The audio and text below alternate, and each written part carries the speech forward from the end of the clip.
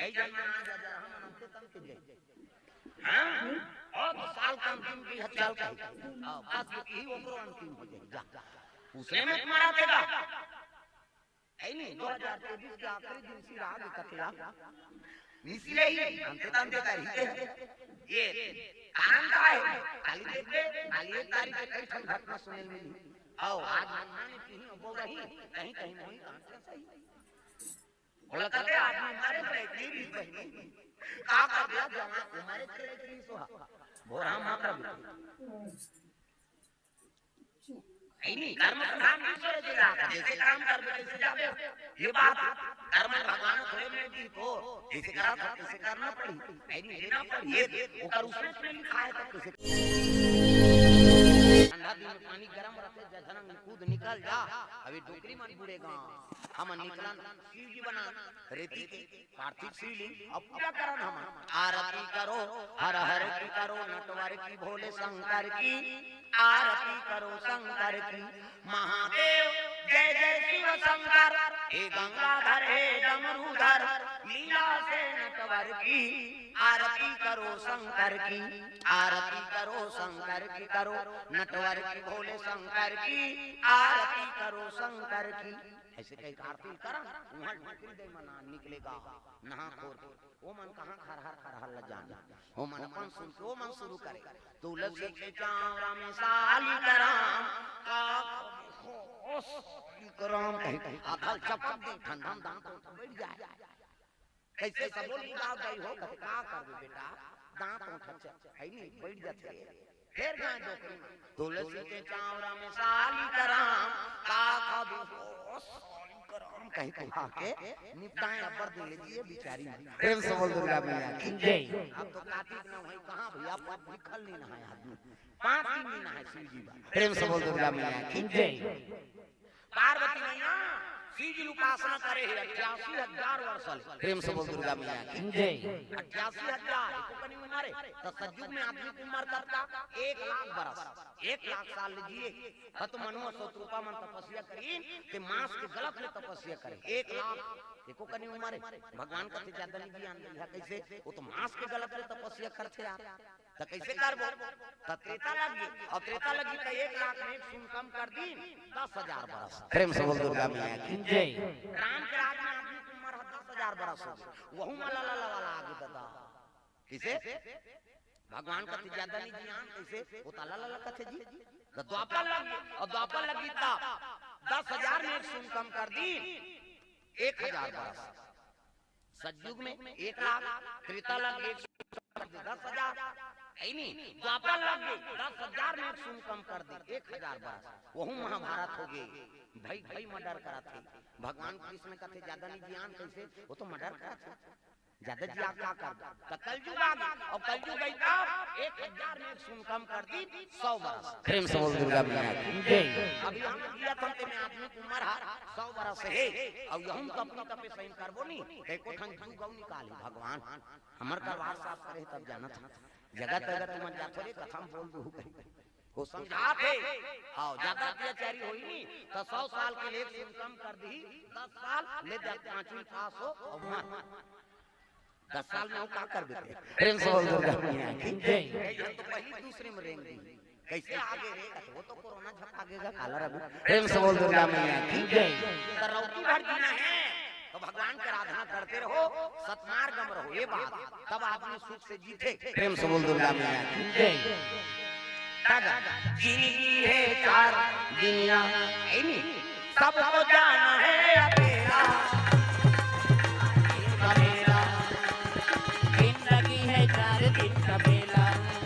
सबको जाना है अकेला जिंदगी है 4 दिन का मेला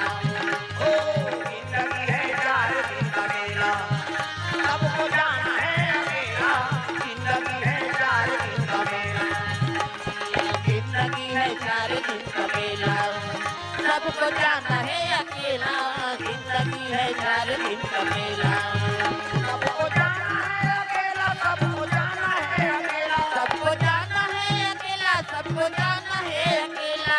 जाना है अकेला सबको जाना है अकेला सबको जाना है अकेला सबको जाना है अकेला जाना है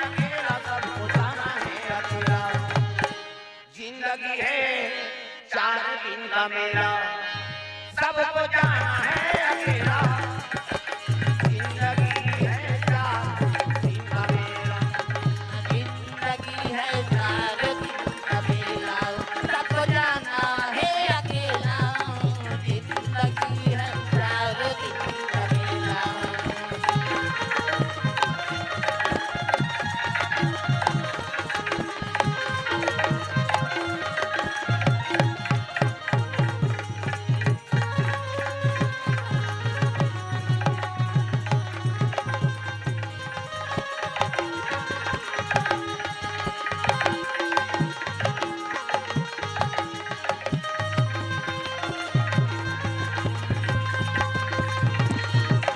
सबको जाना है अकेला जिंदगी है चार दिन का मेला जिंदगी है चार दिन का मेला सबको जाना है अकेला जिंदगी चार दिन तो पार्वती मैया शिव जी का आराधना करत है दादा शिवलिंग बना है जल से दूध दही बेल पान धोआ धोआ चौर और मस्तक में त्रिपुण चंदन लगाए लगे तो चंदन के प्रकार के हमारे हिंदू धर्म में 4 प्रकार के चंदन अब कैसे कैसे चंदन का करहावे इंदी बिंदी का करहावे आड़े का करहावे चीरे फाड़े और का करहावे फाड़े 4 प्रकार और चारे खंड चंदन लगा के साधु संत भगवान की पूजा करते सब ऋषि जमदग्नि गौतम अत्रि वशिष्ठ ऐनी हां इमान सब ऋषि गिनती विश्वामित्र महाराज चलो हां ओकरे बार तो साधु बने हैं महाराज शिव जी और पार्वती रिश्ता के तय करे बार संत मन जात धरे कमंडल खड़ौ पहिरे है और चले लगे दादा कहां ऐनी पार्वती तो पसियम बैठे है ती तरह भजन बिना तो नहीं करे भजन बिना तो नहीं तरे रे मानुष तन चोरा रे थोड़ा कहोगे आज रे जबे सीतारा थोड़ा कहोगे आज रे जबे सीतारा भजन बिना तो नहीं तरे रे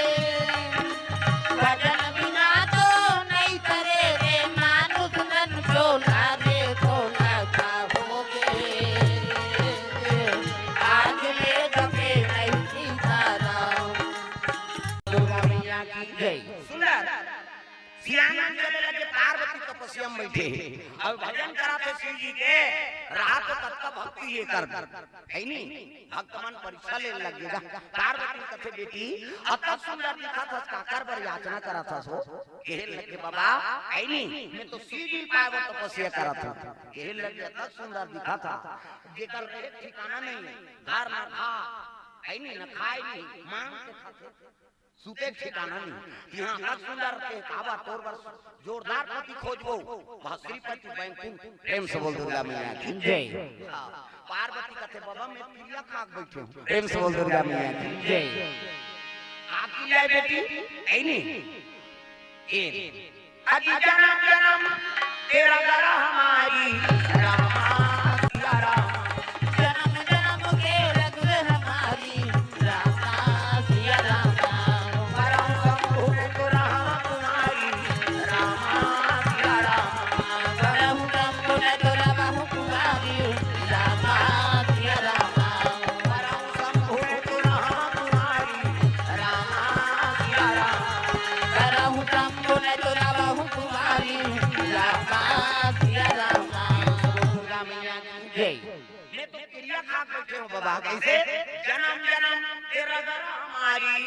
और परम शंभु ने तो रहा तुम्हारी मैं शादी हूँ केवल ओकरे बा और नहीं हूँ तुम्हारी बैठ जाऊँ प्रेम से बोल दुर्गा मैया की जय साधु मन का खेल नहीं गाय सकन है नहीं ये शादी हो केवल शंकर जी बा और दूसरा सब नहीं हो सके कम कहाँ से गा कैसे 88,000 वर्ष वाले और काला खा बेल पान प्रेम से बोल दुर्गा मैया की जय अर्पण कियो बेल पान लखा उपासना रहे एकरे से भी पार्वती के नाम अर्पणा कैसे आजकल उसने उपास रहे सकते एक दिन उपास रहते व्यवस्था करवाते काली उपास रहे नहीं तो आज कल किरण आन देगा हम काली उपास रहो तो उपास तक किरस का मतलब है तोला दूध ला चाय मत बनाओ हम पीबो कथे तो शरीर ला धांसा था काला उपास है हमर छत्तीसगढ़ी में कहावत है काला ठकरे उपास था से तेकर सर तो उपास समझ आते धास का है कथा वो तो धांसे शरीर से ओके रहा कैसे वो तो भोजन में ज्यादा प्रोटीन मिला थे तो प्रेम से बोल दुर्गा मैया की जय उप मतलब समीप और हृदय भगवान के वास हो गए ओकरे नाम उपवास लांघन उपवास नहीं कहा कैसे अभी 2 साल पहले कम उपवास निकले रही सो का बेटा उपवास ओकर दुख न नहीं बुला है लखरंग ले बेटी उपवास कूद दी और बेटी ससुराल चल दे तेला कहा तोर से तीन लुगरा कपड़ा लमरा देते बेटी उपवास रहते हो ना तो उदाहरण मिलेदार रो कतली रे तोर हाथ से वो दमान मन अल्लाह हो गई कते सारा मन बताते मन रे कम काम चले लुगरा में रही कैसे भांची भांचा और तीजा फेवरेट दे दे तू तीजा उपास आधा रात में करू भात खाते ते पूछ देबे तोर वर घुस आ जा कहां जात हो नहीं जाना था करू भात खा जात भल लइकल हो लइकल पटक के रहती दादा आधा रात में करू भात खाते अब बिहनिया गड़ गड़ गड़ गड़ आधा रात में खाबे पची बिहनिया कम तिजारी मान हुंदी माछिल खे दे नहीं सकती अब बहनी सकला रहे थे ऐ नहीं तब बड़े बहनी छोटे बहनी कहा हे रमेश्वरी कथे काय दीदी भैंसी दूध के चाह बनाते ते दिमाग में घन चाटिया ऐ नहीं ते बनाबे भी दे बोल कहा फिर काकरो जंगल नहीं चलत दादा कैसे लटे पटे मुखारी चबात तिजारी में 1 बजे मुखारी चबात 4 बजे कतरा चूर गए 5 बजे तुलसी चारम दिया बार गए 7 बजे तिजारी खटियम पलट गए और खटियम सुते सुते ओकर भई कहा ये सुखरू कथे का एक कारी कतरल खटिया खा ले नाम देते भैया कते ते पास मरबे बोझबे पेठा लब लब करत रहो कहां उपास कैसे रहा बकरी मां उपास है नहीं कतरा खतरा रहा लेकिन उपास ल पूरा कराते कैसे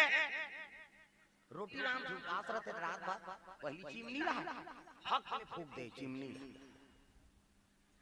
कैसे हो गए कते कीड़ा झपा के दई कते कीड़ा नहीं झपाए ठेठरी तोर मुंह झपाए प्रेम समझ हम माला कहा गई हो तुम लगी कहां हमार गांव बाहर कहा तुमन तो बने उपास रथ हो प्रेम से बोल दुर्गा मैया की जय तो उप मतलब समी और हृदय भगवान के वास हो गए ओकरे नाम उपवास कहीं रहा बकरी मां इकरे पुण्य प्रताप से ऐनी उपास सफल होते भैया वो ठेठरी खाए खुरली खाए कतरा कहीं रहा यहाँ जन्मे गौतम गांधी राम कृष्ण बलराम है मेरे देश के माटी तुम्हें बारंबार प्रणाम है अब इतने पुण्य प्रताप से ये धरती में राम और कृष्ण जन्म होते मोर भारत भूइया धर्म धाम है मोर भारत भूइया धर्म धाम है यहाँ राम है सीता गुरु गोविंद राम है और भारत भूइया धर्म धाम है और भारत भूइया धर्म धाम है यहाँ राम है सीता गुरु गोविंद राम है यहाँ राम है सीता गुरु गोविंद राम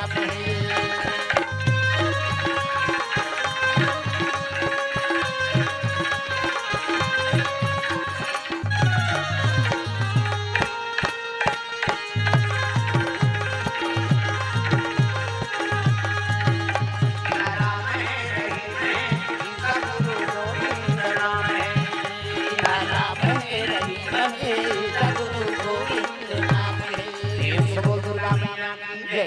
मोर भारत भूइया धर्म धाम है ई धरती माता मन की कृपा से राम कृष्ण जन्म होते प्रेम से बोल दुर्गा मैया की जय उपासना धारण करे है कौन हां कौन उपासना धारण करे है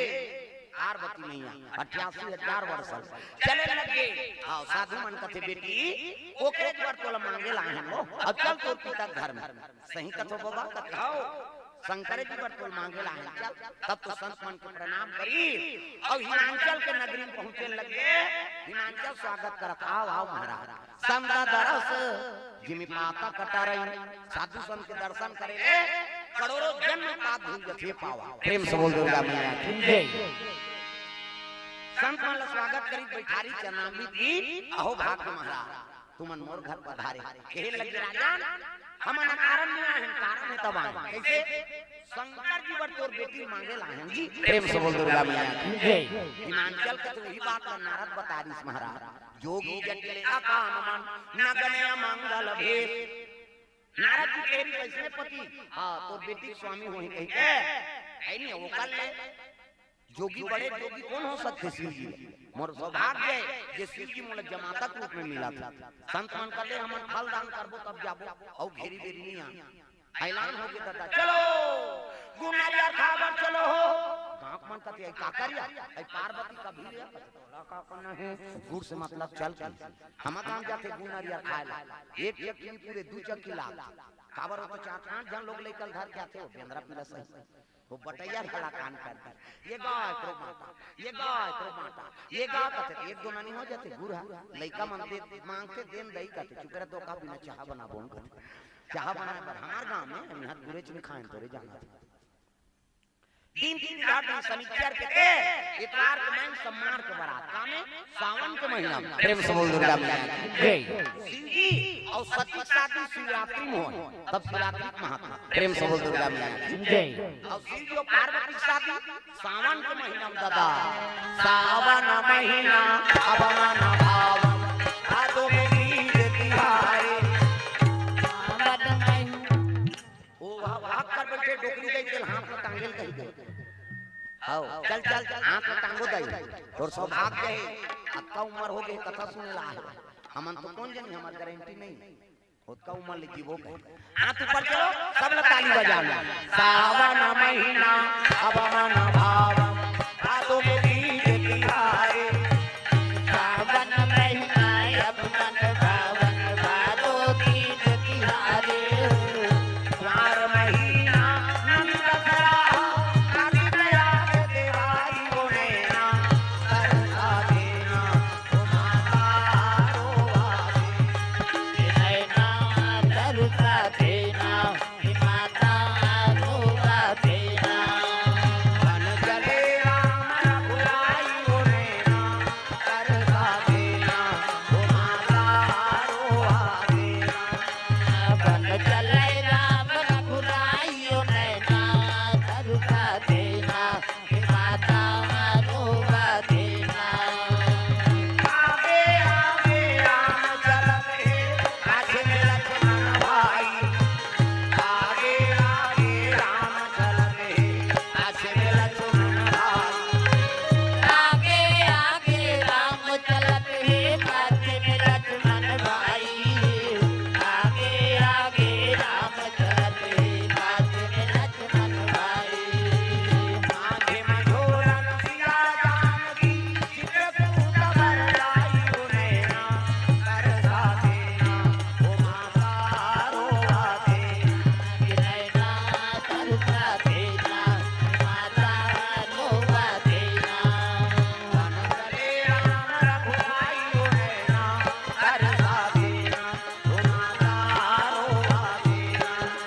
बन चले राम रघुराइयो नैना दरुका देना माता रोवा देना प्रेम से बोल गुरुदेव भगवान की जय। ये बात है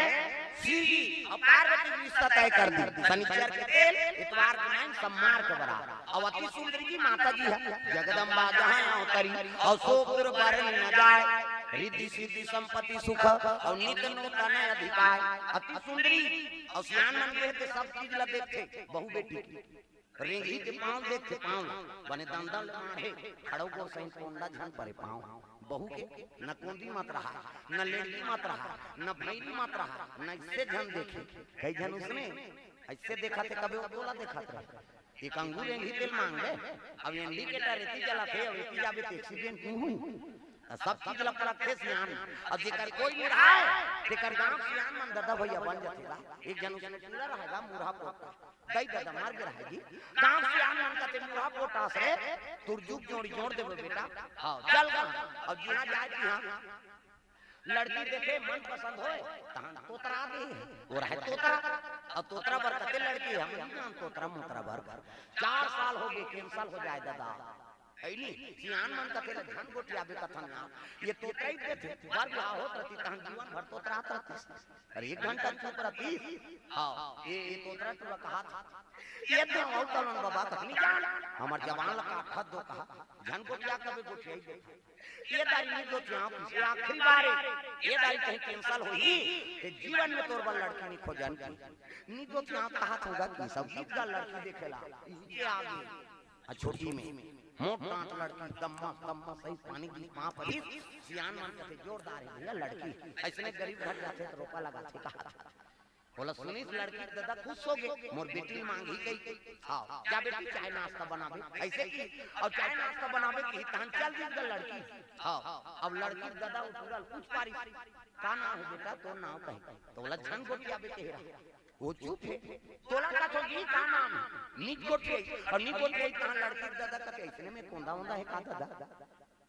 अब कोंदा है का की ताने जंग सियान कथे कोंदा होंदा नहीं होगा तो कैसे आज मंगलवार है हनुमान का बार है सच्चे मन से जो भी पूजे उनका बेड़ा पार है आज मंगलवार है हनुमान का बार है सच्चे मन से जो भी पूजे उनका बेड़ा पार है सच्चे मन से जो भी पूजे उनका बेड़ा पार है सच्चे मन से जो भी पूजे उनका बेड़ा पार है आज मंगलवार बाबा उनका रथ आओ काकरो सर को चाय नहीं की उसकी जान छोकरी है चाय नाश्ता सेव के धर के आ रहा आओ आज मंगलवार बाबा उपास रखे को सन गोटियाई नहीं ना खाई नहीं की दीस नाश्ता देख दाई से पूरा कत हाथ तोरे हजार हाथ डोकरा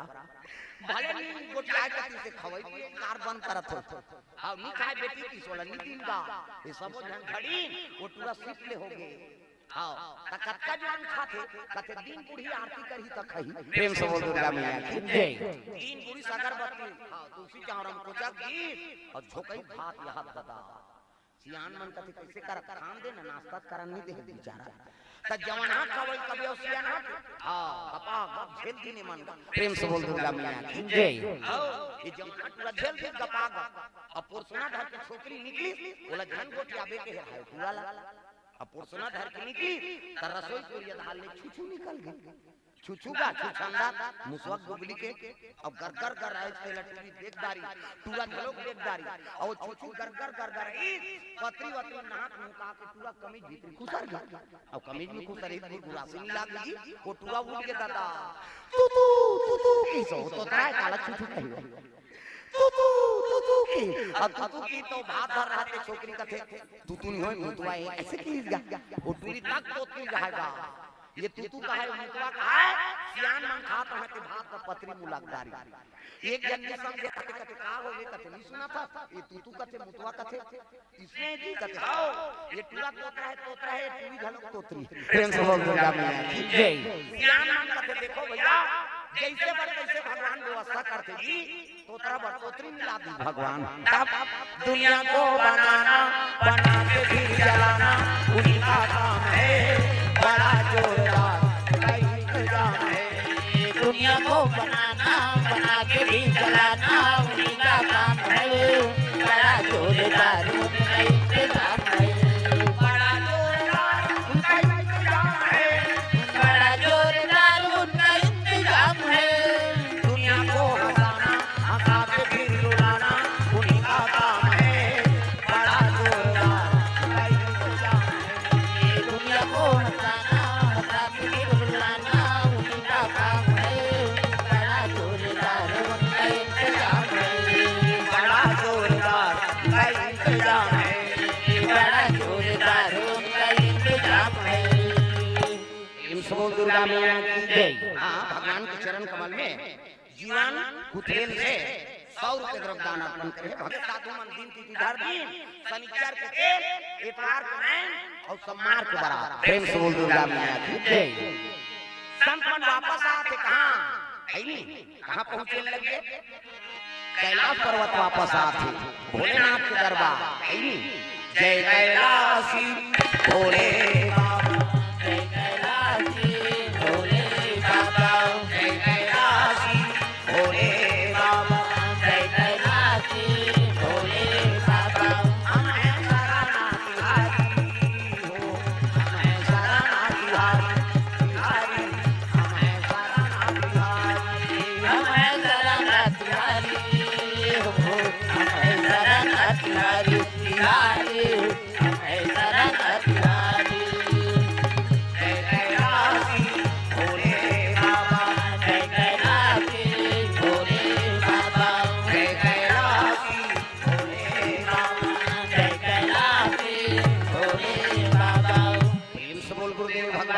जय शिव जी बैठे संत मन प्रणाम करी हर हर महादेव कहते आओ आओ संत काम हो गए जी कहते कैसे नहीं हुई महाराज माता जी अति सुंदरी है और हम दिन की घर के आ गए शनिचर के दिन इतवार के दिन सम्मान के बराबर हां शिव जी कहते देखो शादी तू मन करत हो और जे दिन मऊ बांधे कहते दिन बांध दो मला का तब तो गन मन कथे गन मन लदेव तमन का जी खर्चल हम खाबो कम से कम मड़वाला डालो गन मन कथे चलो भैया खूंटा काट दो उनकी दार दिन मड़वा इसने नहीं दादा समयाना वाला दारा है नहीं मड़वा दार दिन जमा करे रात को हो गया अंधिया वहां कहां किसने हलोजन का भी वहां कते ट्रांसफार्मर खींची मारे बात वहां लाइन वाइन नहीं है कैलाश प्रेम से बोल दूंगा मैया की जय कैसे करना अंधिया हो गए कते एक काम करो मनिहार सांप वाला बुलाओ मनी में लगी कहां जोर हो बड़े बड़े सांप देखना सांप निकले अंतिल देखता बड़े बड़े सांप वाला कहते सब मनी निकलो अलग अलग जगह बैठो और बड़े बड़े सांप दादा मनी लगी अत्ता जोर हो गए जोर में जोर झपात मनी का जोर ज्यादा जोर है चलो बेकार देखना भैया कहते देखते हैं तोर ऊपर झपाते हैं झपाए बार मरा तो नहीं ज्यादा जोर होते तो एक्सीडेंट होते उतिल हाईवा आते थे पिकअप जा आते ये बताओ क्या ये होई तो पिकअप के अंजोर में हाईवा वाला चकचका हाईवा के अंजोर में पिकअप वाला चकचका कैसा आ गया ऊपर ज्यादा जोर में घटना होती नहीं कहीं नेत्र सही जाए तब की प्रकाश ठीक है दादा प्रेम से बोल दूंगा मैया की जय आई नहीं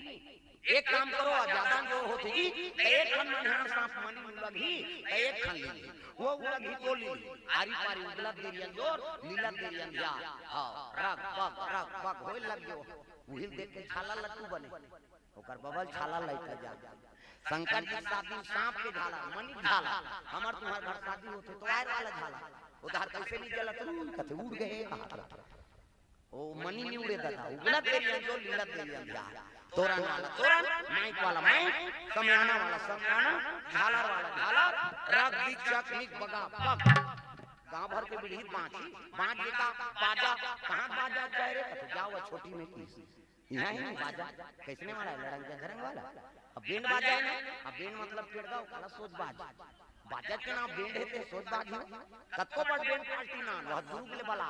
वो शुरू करी कैसे करी लड़ंग झरंग थिया ये काप बाजा गाना बाजा दफा निशान मोहरी दमो और गोला वो देवता का राज के बाजा है कान के फूके मोहरी वाला ये दैसे रखे मोहरी ये देख आज बार धर रखो आज का काबर आजकल केसियो निकल गए इन नाग होते से ये मोहरी का कहा थे सरोरो जाते सार सुहारी कहूं कहा अक्का संदारी से डफड़ा लफड़ा करा थे एक हाथ के मोहरी टीरी टीरी करता वहां तो मोसी गई जाते तो कहा जाते सार सुहारी दे दी तो डफड़ा लफड़ा करा थे हम बाप के बेटे में कोई कमी नहीं तो डफड़ा का कहा था जब भेद दी तब देखो जब भेद दी वो कहा ऐसे से चढ़ाते नहीं डफड़िया तुम तुम्हार इसने पीटा था फूट जाई ओकर बबन अक्का सुंदरी सो निशान आगा त निशान जी लेवा बा जाई गई हो अक्की बड़ कन्या यहां पर निशान बांध देबे ओ रेंगा तथे से मुलत कष्टटी हो रे भैया के 10 किलो के मेल जुड़ा काला बरोबर नहीं भीगा ओ निशान का तेरे हमू बाप के बेटा में कोई कमी नहीं तो निशान का कहा था कौन के खाबो कहा तान के मारते नहीं निशान हां कौन के खाबो कहा और उतना जोर से मारा था तब रात हो ही नहीं चल तो बजनिया लेके जब ठहरते दे पकड़ा उधर नहीं होगा कजोर से मार दे नहीं रही गिराते वो निशान और उठे कैसे कहते मर गयो दादा कहीं निशान अब मर गयो दादा कहते तेल चुप कराते निशान हाथ एक हाथ के चमेठाल छोड़ दी और कोहनी मढ़ा और कैसे कही चुप कत मार तो दारे तो काला चुप करा था अक्का संदारी सो टिमटिमी दमाऊंगा अब बड़ डिंगरा बोला बजाने वाला तक डिंगरा निदमों वाला देखबे टोपी लगही चश्मा पान दबही काई कसही बेल्ट लगही जूता मोजा पछक्का जवान अब बांधे कब का बड़ा आपकी बात वो कहा करते कैसे लुरु बुटू वो शुरू कर रहे थे दमों वाला अबे खनाऊ कहते कैसे जत्के बेर कहूं झिम झाम देख के मड़वा में चक जाऊं और सही बात है सब बाजा एक तीन रात दे और दमों तुम हम टांग दे का बात कुकुर मां कर ले यही अत्ता सुंदरी से गोला हगा ये गोला किया है ये गोला कहते देखो जी शंकर जी शादी भैया गड़बड़ नहीं करना है गोला का कहा था ऐसा एक हाथ संघन करो निसंगी बिगड़ गई तब छोरी धोती आदि तेल से अग्नि मोर और तेल हरदी नहीं शिव जी का तेल है तेल हरदी ये चिटिहाल में चुप रहो तो इतने रहा ना हाथ में चुप रहा किस्सा खत्म का आई रात भर चुप रहा लाग देते हैं रात भर चुप रहो आओ एक काम करो भभूत ला नान भभूत ला तो चूल्हा में तो 1-2 किलो हो ही राख महाराज रात भर नहीं पूरे एक काम कर मसान गड्ढा जा और चीता का राख लगा 3 दिन ले चुप रहा इतनी सिरा प्रेम से बोल दुर्गा मैया की जय चीता का शिव जी संदेश देते देखो छुआ मानना छोड़ो मैं पहले दिन प्रसंग में बताते रहता भाई अग्नि सब रस के पान करते अब आगी जला देते और अछूत वही पवित्र है प्रेम से बोल दुर्गा मैया की जय छुआ मानना छोड़ो आजकल हम छुआ माना था मर गए तेला कोनो मर जाते और लेगा रही तेला देखना पसंद कर खुशा लाना थे तेल देख बे या एक दिन तो तहु मर गए कोनो नहीं देखी था अरे मरते तेल देखना चाहिए प्रेम से बोल दुर्गा मैया की जय क्या था महाराज एक दिन हूं मान जाबो तो मुक्ति धाम लेगा थे है नी ये दर्शन करना चाहिए कैसे और छुआ कौन माने के खाना है तेल नहीं खाते और नहीं खाना है तेल खाते वही छुआ माने के बोकरा बरस करते बकरा तुम लाइव बॉय बॉय के करिया नहीं जाते हो न तो नहाए नहीं न खाए नहीं भाई नहीं बरस नहीं करे तेला झड़ते आदमी मछली देखा खार के थूक दे लब ले ली दी और निकल जावे थूके पर जावे करिया झन आवे पेट निकाल कर ले तो का तेरी ही लग देरी नहीं उलस स्नान नहाना बनाया हाथ तो दो हाथ थूके चाटा था के थूक दे तेल मछली चाटा थे मछली ला गड़बड़ हो गई प्रेम से बोल दुर्गा जय सूरा नहीं का बड़ा ते बिहनियन ढीले औ कतकत ले रे छोटी के एरिया हो तेला खाते आदमी ता खाना है तेला खाता और नहीं खाना है तेला खाता अरे वही तो छुआ माने के प्रेम से बोल दुर्गा मैया की जय सीधी संदेश दे ये कर्म प्रधान है भाई कर्म अच्छा है तेकर छुआ थोड़े कर्म बिगड़ गए तेरे छुआ प्रेम से बोल दुर्गा मैया की जय।